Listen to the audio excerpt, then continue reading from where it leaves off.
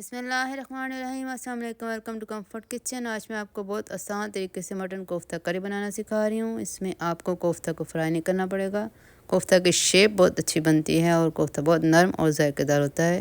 पहले हम इसका मसाला बनाएंगे, फिर कीमे के साथ कुछ चीज़ें मिक्स करके ग्राइंड करेंगे और कोफ्ते तैयार करेंगे। इस तरह मज़ेदार सी कोफ्ता करी तैयार होगी। तो चलें देखते हैं कि ये मटन कोफ्ता करी बनाने के लिए हमें क्या कुछ चाहिए। मटन कोफ्ता करी का मसाला बनाने के लिए हमें चाहिए एक दरमियानी साइज़ का प्याज स्लाइस किया हुआ, एक टमाटर बगैर बीज के छोटे पीसेस में काट लें, एक गट्टी लहसुन है या फिर ग्रेट किया हुआ 2 टेबलस्पून डाल लें, अदरक है ग्रेट किया हुआ 1 टीस्पून, ऑलिव ऑयल है 1/3 कप यानी 1/3 कप, आप कोई सा भी ऑयल डाल लें, पानी 3 कप है, गरम मसाले का पाउडर है 1/4 टीस्पून, हल्दी 1/4 टीस्पून, लाल मिर्च का पाउडर भी 1/4 टीस्पून है और नमक इसमें हम आधा टीस्पून डाल रहे हैं। अब देखते हैं कि कीमा में हमें क्या कुछ डालना है।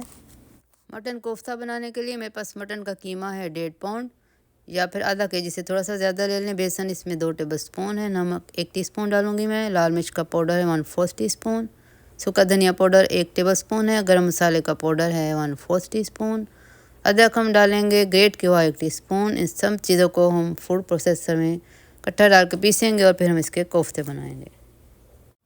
फूड प्रोसेसर में कीमा डालकर इसमें बेसन डालें, नमक, अदरक, सूखा धनिया इसका पाउडर और फिर लाल मिर्च का पाउडर डालें, गरम मसाले का पाउडर।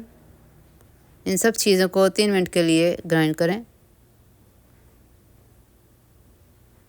उसके बाद एक प्लेट में ऑयल अच्छी तरह लगाएं, अच्छी तरह से लगाएं। इसके ऊपर हम कोफ्ते रखेंगे और फिर ये स्लाइड करके मसाले के अंदर चले जाएंगे। आपको एक एक करके उठा के डालना नहीं पड़ेगा। इस तरह अपने हाथ पे भी ऑयल लगाएं और कोफ्ता की शेप बनाएं।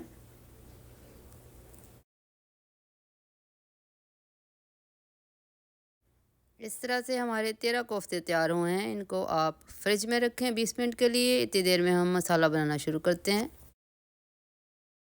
मसाला तैयार करने के लिए पैन में 3 कप पानी डालें और आग चला दें।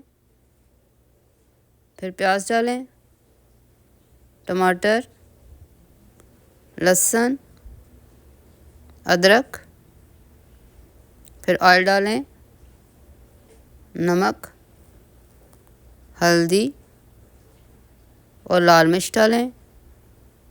इनको मिक्स करें और ढककर उबलने दें।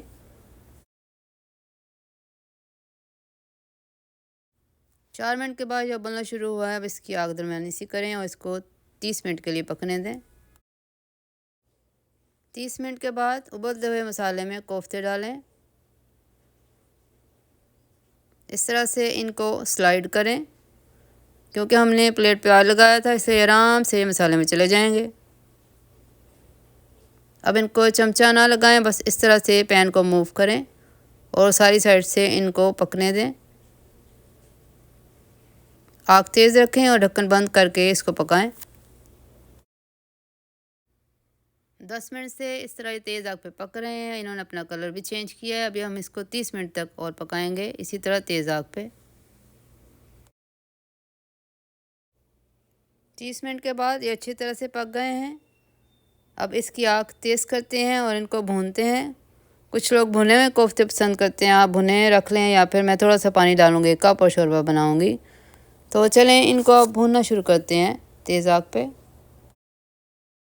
5 से 6 मिनट के बाद ये भुन गए हैं। मैं आहिस्ता आहिस्ता से चम्मच इसमें चला रही हूँ। आप इस तरह भुना हुआ कोफ्ता करी पसंद करते हैं तो ये तैयार कर लें। तो मैं इसमें 1 कप पानी डालूँगी, मुझे इसका थोड़ा सा शोरबा बनाना है। बस पानी डालें, इसको ढक्कन बंद करके तेज़ आग पे उबालें तो ये आपकी कोफ्ता करी तैयार हो जाएगी। अब इसमें गरम मसाला पाउडर डाल के आग बंद कर दें और धनिया के साथ इसको सजाएं। 4-5 सेकंड के लिए ढक्कन बंद रखें तो धनिया की खुशबू अंदर आएगी। इसको फिर हम सर्व करते हैं बड़े प्यार से अपनों के लिए। उम्मीद है आपको रेसिपी अच्छी लगी होगी। अपने प्यारों के साथ इसे शेयर करें और चैनल को सब्सक्राइब करें। अपना बहुत ख्याल रखें। अल्लाह हाफ़िज़।